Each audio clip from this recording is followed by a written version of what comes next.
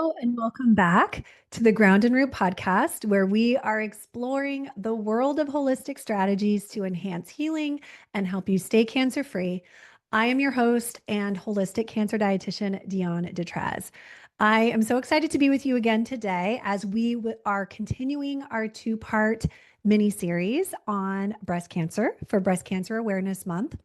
A big goal I have for this podcast, if it's not already obvious, is to help us all understand the real root causes of cancer so that we are better prepared to prevent it from forming in the first place or to enhance our recovery if we've already been diagnosed, and what to do specifically using a holistic, comprehensive approach to help us stay cancer free. When it comes to breast cancer, the statistics are scary. Many women are very worried about getting breast cancer, whether they've seen their friends or their family members go through it, whether it runs in their family or not. And it is a very preventable cancer. Most cancers are. But I hope in our last episode that was obvious to you that many of those things we talked about, we have control over. And if not everything, a lot of it we have control over. If we understand, right? Back to that. If we understand what we need to be looking out for. So, in our last episode, I shared more about the why behind breast cancer. What are the risks? What are the root causes? How to think about this in a deeper, more comprehensive way. Give it a listen if you haven't yet. I think this episode will make more sense if you've listened to the previous. So you might want to start there if you haven't already. And then today, we're going to dive into how you can then take that information once you've assessed your own personal risks and use holistic strategies to help lower your risk going forward and ideally stay cancer free or not have to go through it again if you've already gone through a breast cancer journey. So, first, in summary, because it's relevant to the how, is let's just review quickly the why, just in case you haven't listened or you need a refresher. So, again, using the E3 cancer risk model, so we know what the commonly accepted risk factors are versus the way I like to think about it, combining the interplay between emotions, environment, and epigenetics, right? So, first, the common risk factors. And as we discussed, there's a lot of overlap. So whether it's hormone receptor positive or negative, whether it's HER2 positive or negative, there are still a lot of the same risk factors like obesity, smoking, alcohol consumption, lack of physical activity, etc. Right? You'll get the full list in the previous episode. But then beyond that, because I feel like, again, the type of women I tend to work with, they've already checked off most of those things. They're like, I'm already doing all that. And yet I'm still here with this, either with this diagnosis or with this increased risk that I'm not okay with. What else do I need to think about? That's where we go deeper. So, emotions. Remember, we talked about the cancer personality. We talked about suppressing our feelings and emotions, especially difficult emotions like anger. Hanging on to anger is a big one. Conflicts in our personal relationships, unresolved. I'll leave it at that because, again, when we think about emotions and emotional wellness, we are allowed to have difficult feelings, of course. What is most important is that we just allow ourselves to have the feeling, to process the feeling, and to move through the feeling instead of avoiding it because it's uncomfortable, it's difficult. We don't want conflict. We don't want to actually make people upset with us by saying how we truly feel. It gets lodged, stuck in our system, and then begins a cascade, which can then make it easier for cancer to grow in the body. So there's the emotional aspect. Then there's the environmental piece. What does the diet look like? What is the lifestyle? Are there xenoestrogens or hormone disruptors in your environment? What about nutrient deficiencies, vitamin D, melatonin, iodine? How well is your immune system working, right? How well are you clearing toxins? All of this plays into the environmental risks when it comes to all cancers, but breast cancer, since that's our topic for today. And then the epigenetics piece. So your unique blueprint, your unique DNA, how well do you clear hormones? How well do you detox and methylate and anti-inflame and antioxidate? Are there certain systems of prevention that could be needing more support?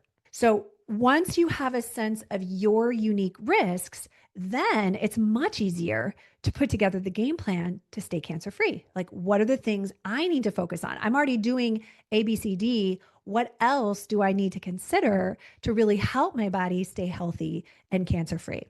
Just a reminder, and I'll speak to this again at the end, that we do have a 4-day workshop coming up where I'm going to be diving much deeper into all of this. So if this has piqued your interest and you're like, this is great, I want more, then remember to check out the link in the show notes so that you can join us for that upcoming workshop. Okay.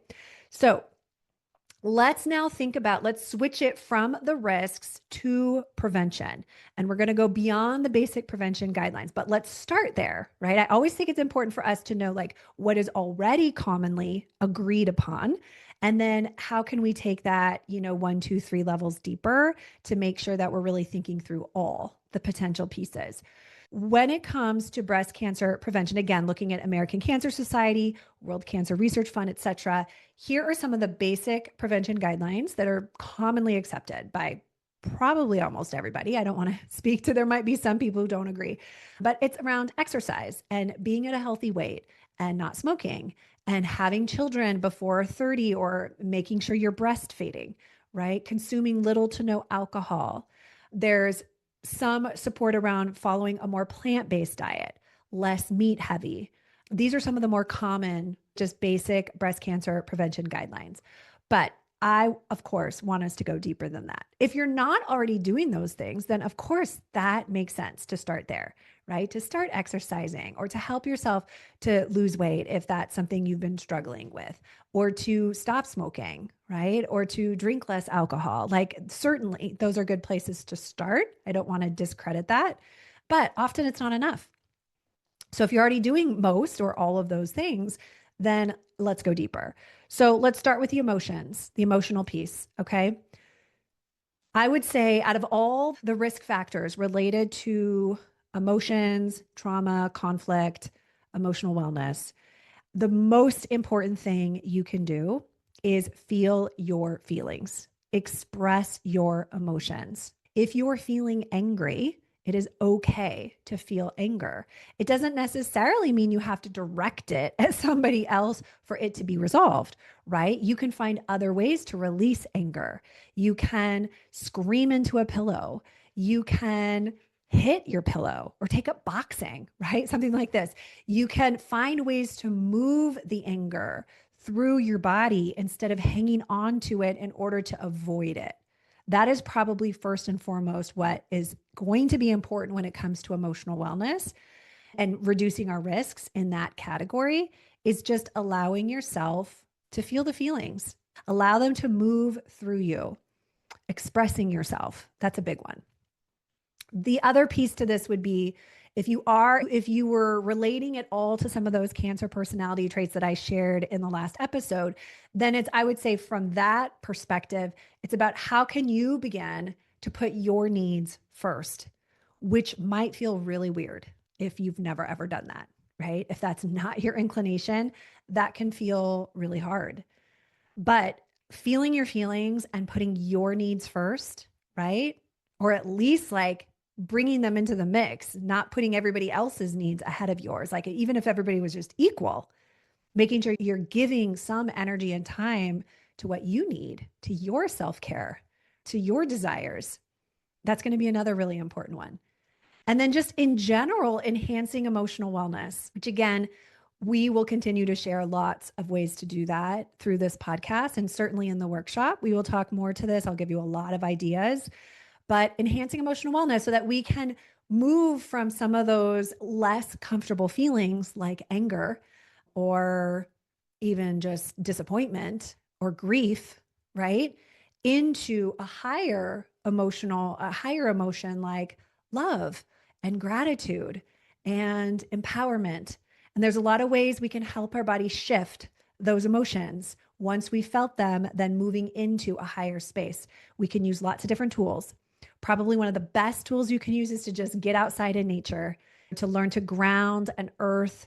And not only is that going to help with the circadian rhythm piece, the environmental piece, but it's also going to help your nervous system. It's also going to help your emotional wellness. So that would be the emotional bucket.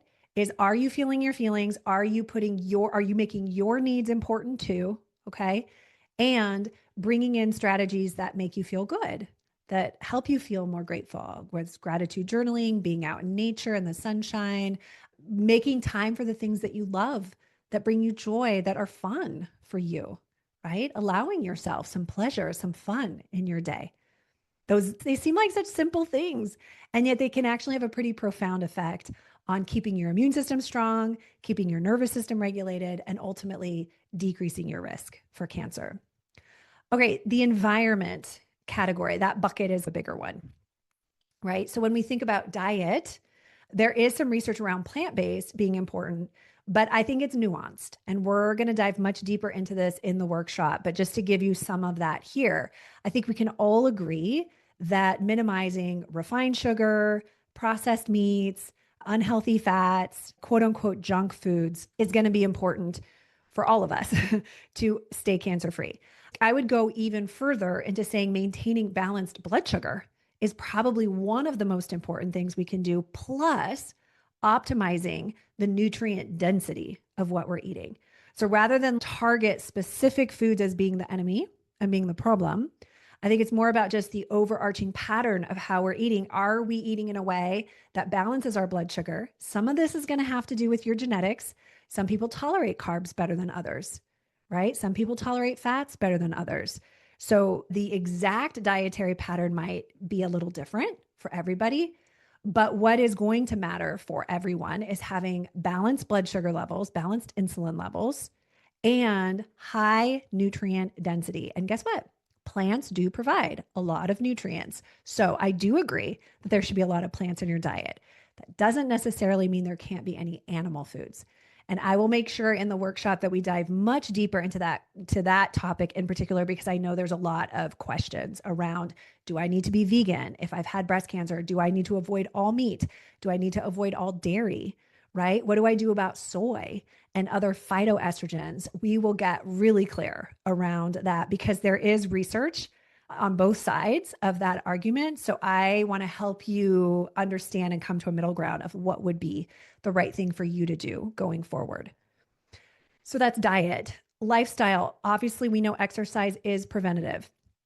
So having some exercise in our regular routine is going to be important. Vigorous exercise. So that doesn't mean every time, but let's say a couple times a week, really vigorous exercise is going to be even more helpful with premenopausal prevention. So for those of us who are still younger, less than 50, or you haven't started moving through menopause yet, having some vigorous intensity exercise is going to offer more prevention. Being mindful about alcohol consumption. This is another one I'll spend a little bit more time on in the workshop because, again, I think it's nuanced. If you could care less about alcohol, like it doesn't really matter to you whether you drink or don't, then don't. We do know that alcohol it does have cancer causing compounds. So if you don't care either way, you might as well avoid it. And it's just one less toxin that your body has to deal with. But if you enjoy alcohol, you enjoy good wine, or you enjoy going out once in a while for a cocktail, you're like, I can't really imagine my life without ever having alcohol again. We're going to talk about the nuances around that because, again, depending on how well you tolerate and clear alcohol, how well you're clearing your hormones could dictate how much alcohol might be okay for you. It's really not black and white. So that one is going to deserve a little bit more of a conversation. Minimizing toxic exposures. That's going to be a big one, and it's going to be hard to do because, as we talked about in episode 2, we're inundated with toxins, right? Since the 90s, thousands and thousands of new chemicals have come into our environment, and that could very well explain why cancer rates in general are increasing. When we think about chemicals that disrupt our hormones or cause excess estrogen in our body, that is more of the connection with breast cancer in particular, right? So we need to get really clear around what we are exposing ourselves to and controlling as much as we can. Now, it's never going to be 100% perfect, nor does it need to be, okay? Like your body can handle some toxins. It's okay.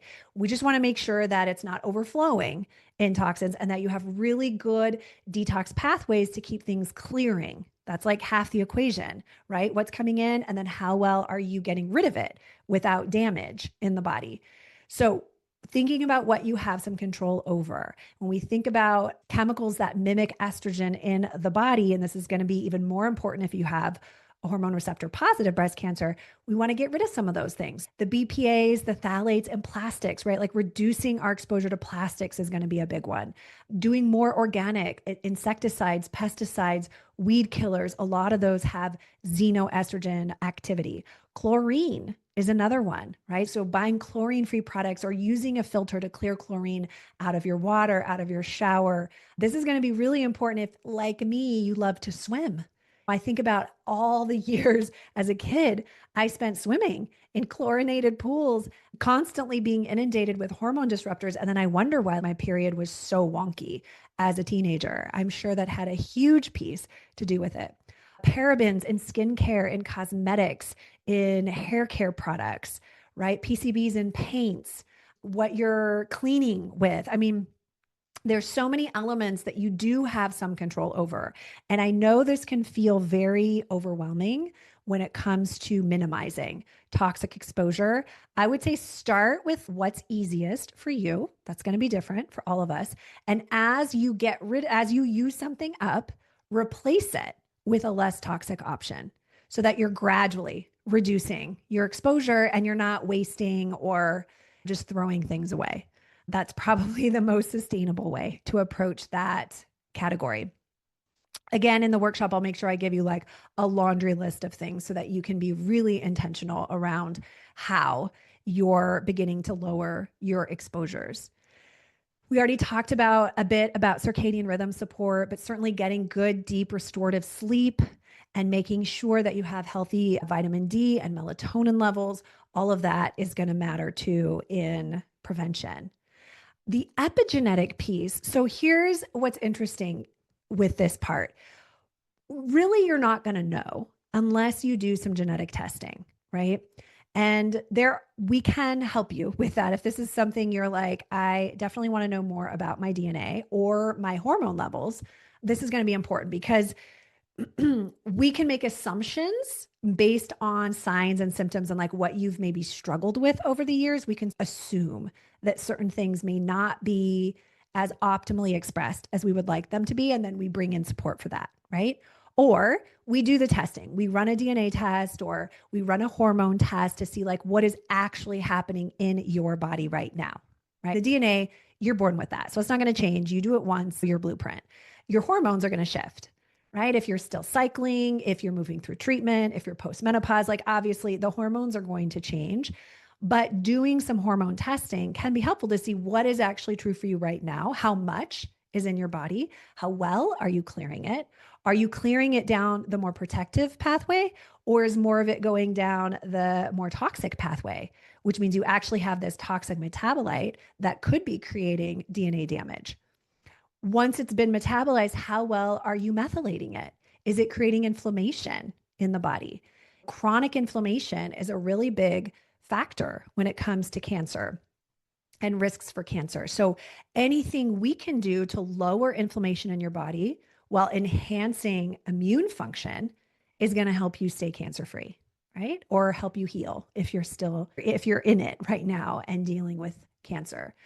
We can also bring in foods to support that. So just as an example, let's say you're not actually clearing hormones super well, or your estrogen levels are really high.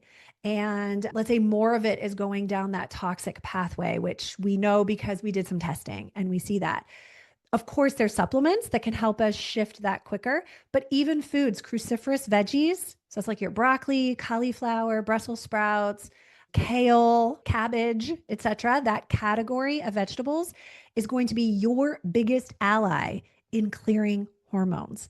And because it's also so great at detox support, it has known anti-cancer phytonutrients in it. That is one vegetable group that all of us can do, even if we don't know what's happening in our body specifically. It is only going to be helpful, right? So again, ideally organic, but organic cruciferous veggies at least a few times a week in your diet, perhaps every day if you've already had cancer or you're currently dealing with cancer, is going to go a long way to help support healthy hormones, healthy detox, and anti-cancer protection.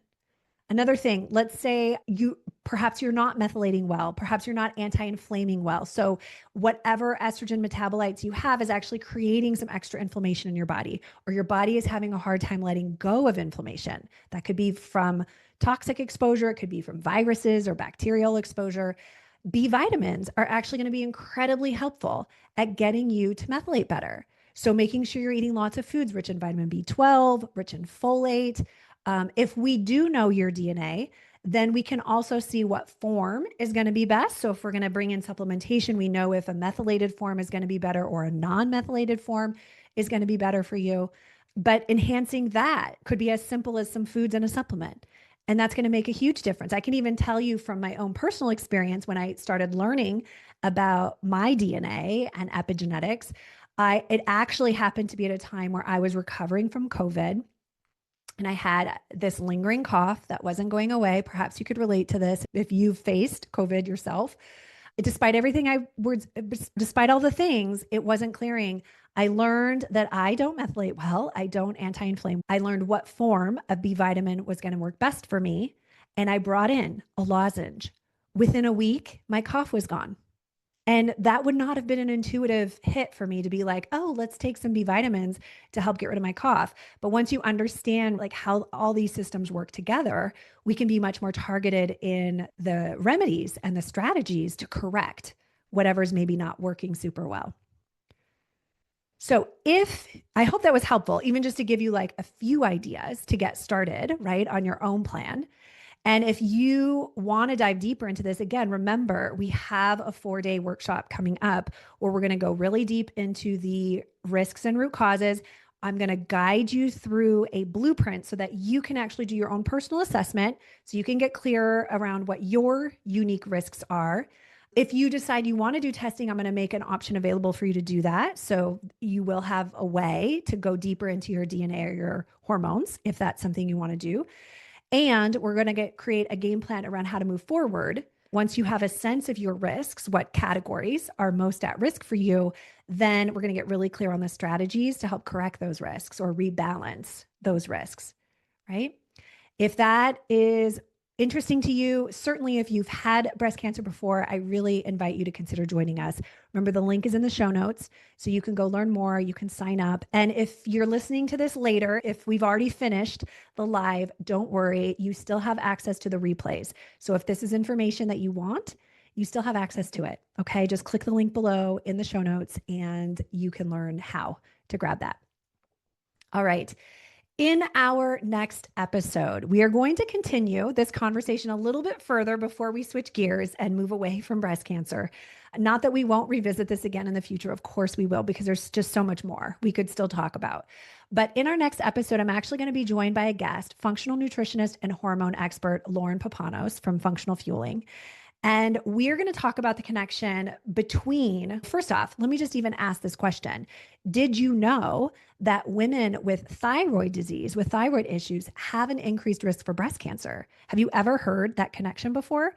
I was surprised by this the first time I learned about it. And then I actually started noticing, wow, a lot of my clients, before they had breast cancer, had thyroid issues. They were on thyroid medication. They were already having like thyroid problems. And then they developed breast cancer later. So I became very curious in what is this link? How is thyroid health connected to breast health? We're going to dive deep into that with Lauren, who is an expert in all things hormonal, especially with thyroid health. So we're going to talk about this connection between thyroid health, also iodine deficiency, and breast cancer risk. It's going to be fascinating. So please plan to join us. Remember, if you subscribe to the podcast, then you will know right away when the episode drops. So you'll be the first to listen.